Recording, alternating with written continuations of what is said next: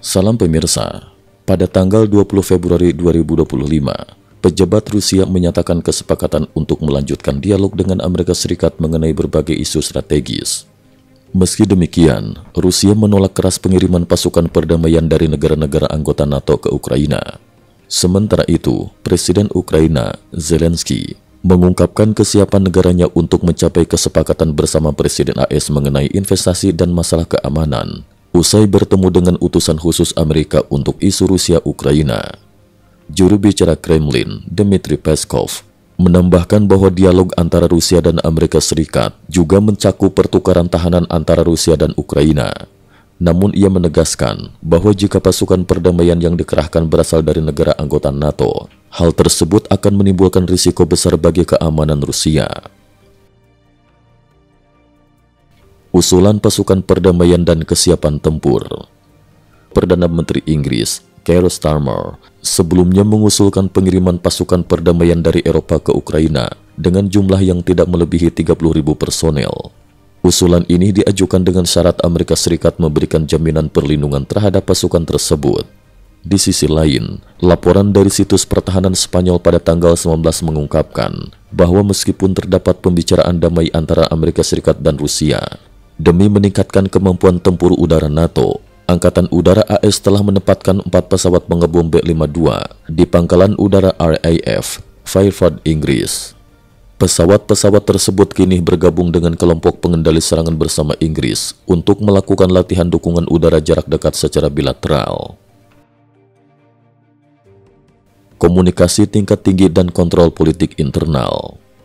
Pada tanggal 19 Februari 2025, Presiden Putin menyatakan bahwa dalam pembicaraan telepon dengan Presiden Trump, Ukraina tidak dikecualikan sebagai bagian dari agenda diskusi.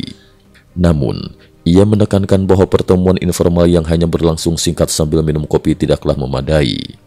Kita harus memastikan tim kita siap menghadapi isu-isu yang sangat penting bagi Amerika Serikat dan Rusia, agar kita dapat mencapai solusi yang diterima kedua belah pihak, ujar Putin. Sebagai akibat dari upaya mempersiapkan pertemuan penting dengan Presiden Trump, pidato tahunan penting Putin yang biasanya disampaikan kepada Parlemen Federal pada akhir Februari pun tertunda. Beberapa minggu terakhir, komentar-komentar dari Putin dan pejabat Rusia mengenai hubungan dengan Amerika Serikat dikendalikan secara ketat guna menjaga posisi tawar yang menguntungkan di mata lawan bicara. Implikasi regional dan tanggapan terhadap Iran. Di sisi lain, media Iran secara tiba-tiba memperingatkan bahwa Rusia mungkin rela mengorbankan kepentingan Iran demi mendapatkan konsesi dari Amerika Serikat dalam konflik di Ukraina. Peringatan ini juga menyiratkan bahwa Rusia berpotensi mengabaikan tindakan apapun yang diambil oleh Amerika Serikat terhadap Iran, menambah kompleksitas hubungan di kawasan tersebut. Survei popularitas dan isu transparansi di Ukraina. Dalam ranah domestik, Institut Riset Internasional Sosiologi Kyiv mengeluarkan survei yang menunjukkan dukungan terhadap Presiden Zelensky mencapai 57%. Meski demikian, terdapat kritik dari beberapa pihak yang mengungkapkan bahwa survei tersebut dilakukan oleh lembaga yang dimiliki dan dioperasikan oleh rekan dekat Zelensky, yakni pejabat Universitas Kyiv, Panjot, yang juga mendapat dana dari National Endowment for Democracy, NED, dan Open Society Foundation. Isu transparansi ini kembali memicu perdebatan tentang keakuratan data dukungan publik terhadap pemerintahan Ukraina. Pertemuan Zelensky dan upaya mencapai perdamaian. Pada tanggal 20 Februari 2025, Zelensky menulis tentang pertemuan produktifnya dengan Kellogg yang membahas berbagai rincian penting, mulai dari situasi medan perang, pengembalian tawanan perang, hingga jaminan keamanan efektif. Kita telah menyentuh cara tercepat dan paling konstruktif untuk mencapai hasil. Kita harus memastikan perdamaian yang handal dan berkelanjutan, sehingga Rusia tidak pernah bisa memulai perang lagi. Kita bersatu dengan Amerika Serikat dan Eropa untuk mencapai perdamaian dan keamanan yang lebih baik, tulis Zelensky. Walaupun konferensi pers pasca pertemuan tersebut dibatalkan secara mendadak dan digantikan dengan sesi foto bersama, hal tersebut dilakukan atas permintaan pihak Amerika Serikat, meskipun alasan spesifiknya tidak diungkapkan. Analisis strategis. peran Amerika dan pergeseran pengaruh global.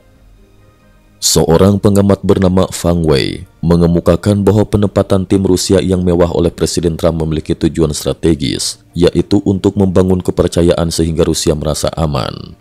Menurutnya, hal ini merupakan langkah untuk mengalihkan pengaruh Rusia dari Tiongkok menuju Amerika Serikat, serta mendorong Uni Eropa untuk mengambil peran lebih besar dalam menghadapi ancaman Rusia. Sementara itu, penarikan sumber daya Amerika dari Ukraina dianggap sebagai strategi jangka panjang untuk memastikan keamanan Taiwan di masa depan.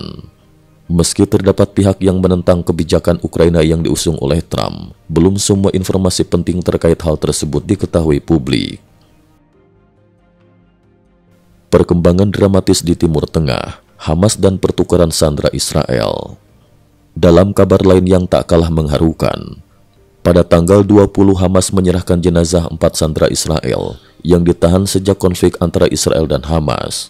Di antara jenazah yang diserahkan terdapat Kefir, bayi berusia 9 tahun, dan Ariel yang baru berusia 4 tahun.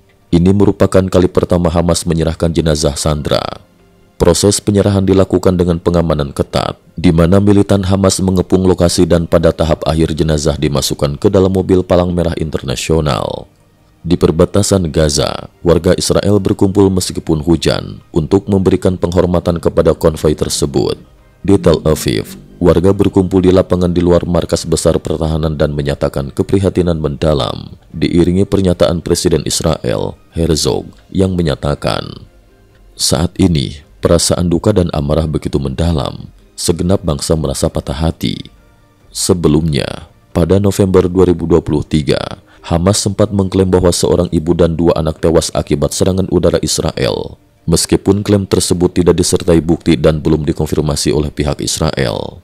Sebagai bagian dari proses pertukaran jenazah sandera ini, diperkirakan Israel akan melepaskan lebih dari 600 tahanan Palestina pada tanggal 22 Februari 2025. Isu ini menimbulkan beragam reaksi di media sosial dan kalangan pengamat, yang menyebut pertukaran tersebut sebagai cerminan kekejaman dan ekstremisme. Meskipun juga ada yang menilai bahwa situasi ini masih menyimpan lapisan-lapisan kompleks yang harus diungkap dalam perkembangan mendatang. Cukup sekian dulu. Terima kasih atas perhatiannya. IT News juga memiliki channel di platform kancing.com. Mohon kunjungan dan bantu subscribe agar bisa mengikuti perkembangan dunia tanpa batas. Terima kasih. Link kancing ada di dalam description.